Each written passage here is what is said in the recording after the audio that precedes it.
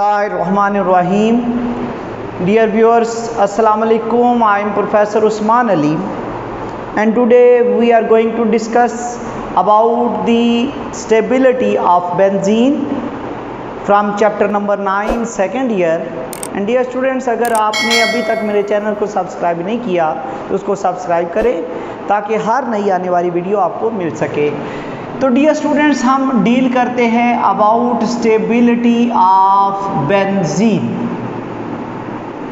What is called as stability of benzene. हम calculus की limitation में भी पढ़ चुके हैं, हम रेजोनेंस मेथड में भी पढ़ चुके हैं। कैक्यूल्स की लिमिटेशन में हमने पढ़ा था कि benzene is extra ordinary stable molecule. हमने रेजोनेंस मेथड में ये पढ़ा था कि क्यों स्टेबल होता है। इनफैक्ट बेंजीन में 3 डबल बॉन्ड 3 सिंगल बॉन्ड नहीं होते। इनफैक्ट क्या होता है, बेंजीन के अंदर delocalisation of pi bond.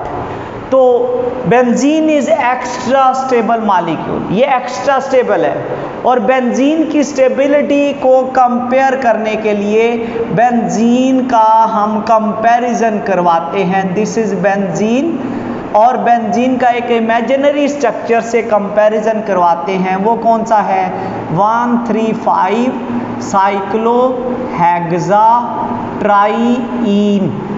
135 साइक्लोहेक्सा triene हम इसके साथ कंपेयर करवाते हैं। और बेटा हम क्या पढ़ते हैं इनकी, हम स्टेबिलिटी को स्टडी करेंगे by studying the heat of hydrogenation. Heat of hydrogenation क्या होता है, हम ये जानते हैं। हाइड्रोजिनेशन अल्कीन में पढ़ा था, एक्सोथर्मिक रिएक्शन होता है और एक डबल बॉन्ड में हाइड्रोजन का मॉलिक्यूल ऐड हो तो पर डबल बॉन्ड हीट एनर्जी कितनी निकलती है, -119.5 किलो जूल पर मोल। उस हीट एनर्जी को हम हीट ऑफ हाइड्रोजिनेशन बोलते हैं। तो जब हाइड्रोजन ऐड किया जाता है 1 मोल अल्कीन या अनसैचुरेटेड हाइड्रोकार्बन में, जितनी हीट एनर्जी इवॉल्व होगी that is called as heat of hydrogenation.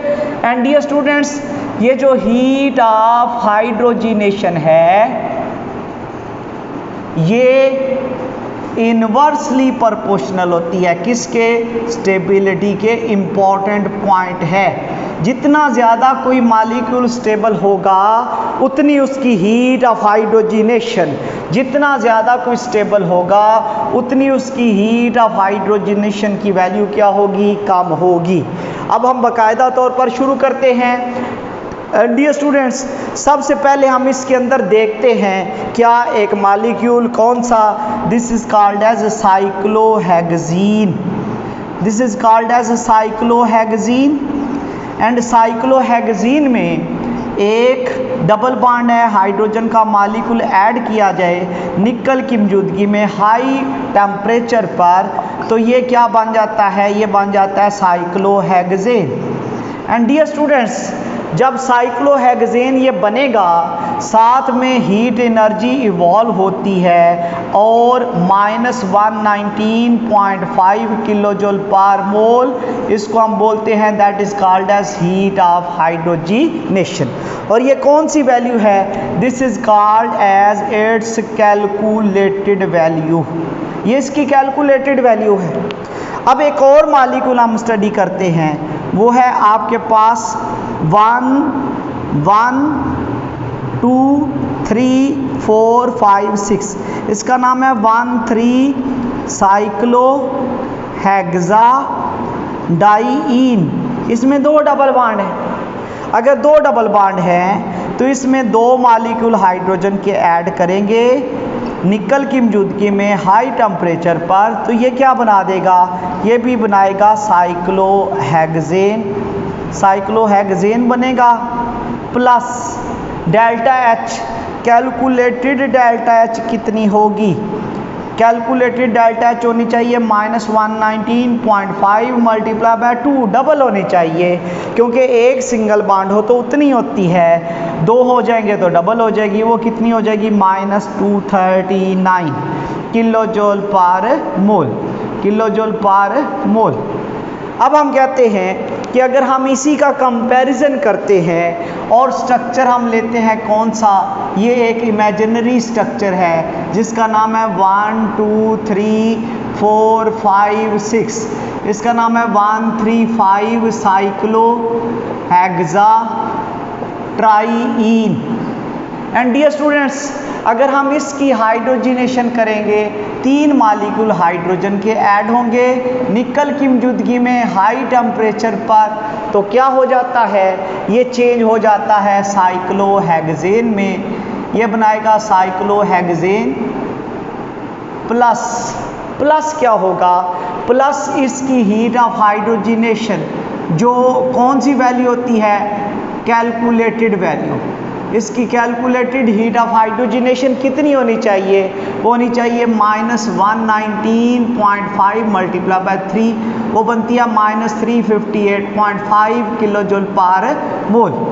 This is called as calculated heat of hydrogenation.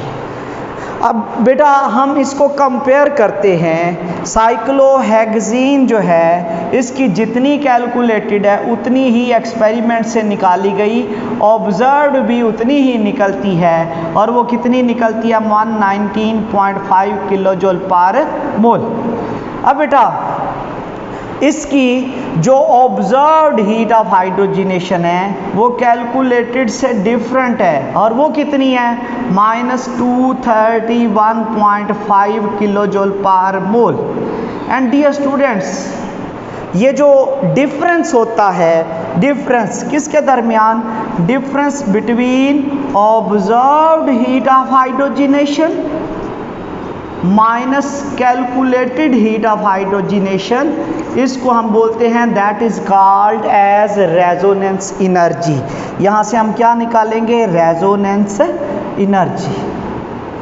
Resonance energy क्या है, ऑब्जर्व्ड और कैलकुलेटेड हीट ऑफ हाइड्रोजिनेशन में जो डिफरेंस है, इसमें डिफरेंस निकल रहा है 7.5 किलो जूल पर मोल का। तो बेटा याद रखना, ये जो आपके पास रेजोनेंस एनर्जी होती है, रेजोनेंस एनर्जी जो है ये डायरेक्टली प्रोपोर्शनल होती है किसके, स्टेबिलिटी के। इसका मतलब है जितनी किसी की रेजोनेंस एनर्जी ज़्यादा होगी उतना वो ज़्यादा स्टेबल होगा। तो इसका मतलब है ये जो आपके पास स्ट्रक्चर है 1,3 साइक्लोहेक्साडाइन, ये स्टेबल है। क्यों स्टेबल है, क्योंकि इसमें डबल बॉन्ड, फिर सिंगल बॉन्ड, फिर डबल बॉन्ड, इस अमल को बोलते हैं कॉन्जुगेशन। तो बेटा जिनमें कॉन्जुगेशन होती है, डबल सिंगल डबल बॉन्ड होता है, उसमें पाई बॉन्ड घूम सकता है, रिवॉल्व कर सकता है। एंड डियर स्टूडेंट्स, जिनमें पाई बॉन्ड रिवॉल्व करेगा, जिनमें पाई बॉन्ड रिवॉल्व करेगा, उसमें क्या पैदा होगी, रेजोनेंस। उसमें रेजोनेंस पैदा होगी, स्ट्रक्चर्स पैदा होंगे। और बेटा जब रेजोनेंस पैदा होगी तो उसकी एनर्जी कुछ लॉस हो जाती है, तो उसकी जो हीट ऑफ हाइड्रोजिनेशन की जो कैलकुलेटेड वैल्यू है उसके मुकाबले में ऑब्जर्व्ड हीट ऑफ हाइड्रोजिनेशन क्या हो गई है, कम हो गई है। अब बेटा अगर हम कंपेयर करें इसको किसके साथ, साइक्लोहेक्सा ये ट्राईन है, इसको कंपेयर करते हैं किसके साथ, विद बेंजीन। एंड बेटा ये जो बेंजीन का मालिक्यूल होता है इसमें भी 3 मालिक्यूल हाइड्रोजन के ऐड होते हैं निकल की मौजूदगी में, तो फिर क्या होता है, ये भी बनाता है साइक्लोहेक्सेन प्लस इसकी जो कैलकुलेटेड या ऑब्जर्व्ड हीट ऑफ हाइड्रोजिनेशन निकलती है, असल में वो निकलती है -208 किलो जूल पर मोल। और हम ये जानते हैं रेजोनेंस एनर्जी क्या है, रेजोनेंस एनर्जी जो है ये डायरेक्टली प्रोपोर्शनल, या रेजोनेंस एनर्जी क्या होती है, ये होती है बेटा observed heat of hydrogenation minus calculated heat of hydrogenation. इन दोनों में जो डिफरेंस होता है उस डिफरेंस को हम बोलते हैं रेजोनेंस एनर्जी। और बेटा इसका जो डिफरेंस निकलता है वो निकलता है 150 किलो जूल पर मोल। बेटा बेंजीन का जो डिफरेंस निकलता है वो निकलता है 150.5 किलो जूल पर मोल। और ये बेंजीन की क्या कहलाएगी? Resonance energy.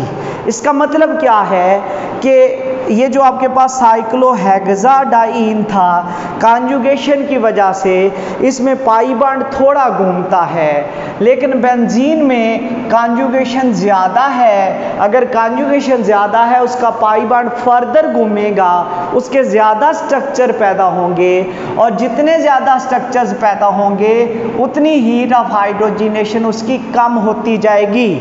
और जितनी हीट ऑफ हाइड्रोजिनेशन कम होती जाए उतनी रेजोनेंस एनर्जी बढ़ती है, और जितनी किसी की रेजोनेंस एनर्जी ज़्यादा होगी उतना वो ज़्यादा क्या होगा? स्टेबल होगा। तो इसका मतलब ये है हीट ऑफ हाइड्रोजिनेशन जो है वो स्टेबिलिटी के इन्वर्स है, और रेजोनेंस एनर्जी क्या है? वो स्टेबिलिटी के डायरेक्टली प्रोपोर्शनल है। और रेजोनेंस एनर्जी कब पैदा होती है? जब किसी मॉलिक्यूल में पाई बॉन्ड घूमे। और पाई बॉन्ड कब घूमता है? जब उसमें कॉन्जुगेशन होती है। और कॉन्जुगेशन क्या होती है? डबल सिंगल बॉन्ड का पाया जाना। और बेंजीन में ऑब्जर्व्ड हीट ऑफ हाइड्रोजिनेशन कितनी थी? वो थी -208 किलो जूल पर मोल, और कैलकुलेटेड वैल्यू थी -358.5 किलो जूल पर मोल। बेटा ये जो डिफरेंस निकला, ये निकलता है 150.5 किलो जूल पर मोल। ये बेंजीन की क्या कहलाती है बेटा? Resonance energy. तो रेजोनेंस एनर्जी बेंजीन की बहुत ज़्यादा है। क्यों ज़्यादा है? क्योंकि बेंजीन बहुत ज़्यादा स्ट्रक्चर्स बनाता है, और बेटा जितने ज़्यादा स्ट्रक्चर बेंजीन बनाएगा उतना वो ज़्यादा से ज़्यादा स्टेबल होता जाएगा। बेटा इसके लिए हम क्या करते हैं? हम ग्राफ ड्रा करते हैं। ग्राफ हम एक्स एक्सिस पर लेते हैं बेटा साइक्लोहेक्सेन। इसका मतलब है साइक्लोहेक्सेन बन रहा है।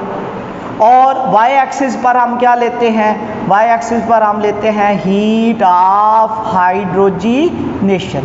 हीट ऑफ हाइड्रोजिनेशन हम क्या करते हैं? एक मॉलिक्यूल लेते हैं जो कि है साइक्लोहेक्सीन का, और उसकी हाइड्रोजिनेशन करते हैं, प्लस उसकी हाइड्रोजिनेशन करते हैं, तो वो क्या बना देता है? साइक्लोहेक्सेन। और उसकी हीट ऑफ हाइड्रोजिनेशन कितनी होती है? उसकी हीट ऑफ हाइड्रोजिनेशन होती है -119.5 किलो जूल पर मोल। और अगर हम इसी से एक और मॉलिक्यूल पैदा करेंगे जो कि आपके पास ऐसा है जिसमें 2 डबल बॉन्ड हैं, तो उसकी हाइड्रोजिनेशन की जाए, उसमें 2 मॉलिक्यूल हाइड्रोजन के ऐड होंगे, वो भी क्या बनाएगा? साइक्लोहेक्सेन। उसकी जो हीट ऑफ हाइड्रोजिनेशन है, वो जो ऑब्जर्व्ड वैल्यू है, या सॉरी कैलकुलेटेड वैल्यू है, वह -239, लेकिन जो ऑब्जर्व्ड निकलती है वो कितनी निकलती है? -231.5। तो डिफरेंस क्यों है? डिफरेंस इस वजह से है क्योंकि इसमें क्या पाई जाती है? रेजोनेंस। अब बेटा एक और हम मॉलिक्यूल है, वो है साइक्लोहेक्साट्राइन 135 साइक्लोहेक्साट्राइन। और हम अगर इसकी हाइड्रोजिनेशन करते हैं तो इसमें कितने मॉलिक्यूल ऐड होते हैं? हाइड्रोजन के 3 मॉलिक्यूल। ये भी साइक्लोहेक्सेन बनाता है, और इसकी हीट ऑफ हाइड्रोजिनेशन कितनी होती है? होती है -358.5 किलो जूल पर मोल। लेकिन अगर हम बेंजीन को देखते हैं, बेंजीन, ये बेंजीन का मॉलिक्यूल है, इसकी हीट ऑफ हाइड्रोजिनेशन स्टडी की, 3 मॉलिक्यूल हाइड्रोजन के ऐड किए, निकल की मौजूदगी में साइक्लोहेक्सेन बनाया, तो इसकी हीट ऑफ हाइड्रोजिनेशन निकलती है जो ऑब्जर्व्ड है वो है -208 किलो जूल पर मोल। बेटा अगर हम देखते हैं कि इसकी और इसकी हीट ऑफ हाइड्रोजिनेशन में जो फ़र्क निकला है वो निकला है 150.5 किलो जूल पर मोल। तो ये जो 150.5 किलो जूल पर मोल है, ये बेंजीन की क्या कहलाएगी? That is called as resonance energy.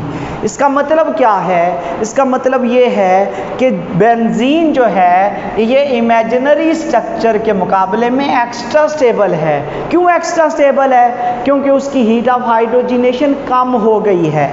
और कितनी हो गई है? 208 किलो जूल पर मोल। ये कम हो गई है। काम क्यों हुई है? क्योंकि बेंजीन में रेजोनेंस पाई जाती है और रेजोनेंस की वजह से स्ट्रक्चर्स बनते हैं और स्ट्रक्चर बनाते हुए ये हीट एनर्जी इवॉल्व करता है। और बेटा जब ये हीट एनर्जी इवॉल्व करेगा ये स्टेबल होता जाएगा। तो इसका मतलब ये है कि बेंजीन के जितने ज़्यादा स्ट्रक्चर बनेंगे उतना ज़्यादा वो स्टेबल होगा, और जब स्टेबल होगा वो एनर्जी खारिज करेगा, उस एनर्जी को क्या बोलते हैं? Resonance energy.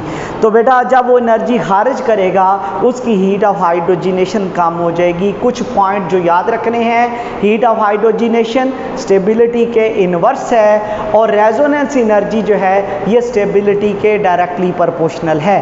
जितनी ज़्यादा किसी से रेजोनेंस होगी, रेजोनेंस कब होगी? जितनी ज़्यादा कॉन्जुगेशन हो। तो कॉन्जुगेशन कब होती है? Double, single, double bond. In fact benzene में एक्स्ट्रा कॉन्जुगेशन क्यों है? क्योंकि बेंजीन के अंदर जो पाई बॉन्ड है वो डीलोकलाइज्ड होता है। 3 डबल बॉन्ड नहीं होते, 3 सिंगल बॉन्ड नहीं होते। तो ये जो बेंजीन के अंदर पाई बॉन्ड है वो पूरी रिंग में, इंटायर रिंग में क्या हो जाता है? डीलोकलाइज्ड हो जाता है और उसकी वजह से बेंजीन एक एक्स्ट्रा स्टेबल मॉलिक्यूल है। तो डियर स्टूडेंट्स, ये आज का हमारा आर्टिकल था जो कि डील करता है about stability of benzene. I am hopeful कि आपको लेक्चर पसंद आया होगा। आज के लिए इतना ही, कल इंशाल्लाह ताला इससे आगे हम पढ़ेंगे। अल्लाह हाफिज़।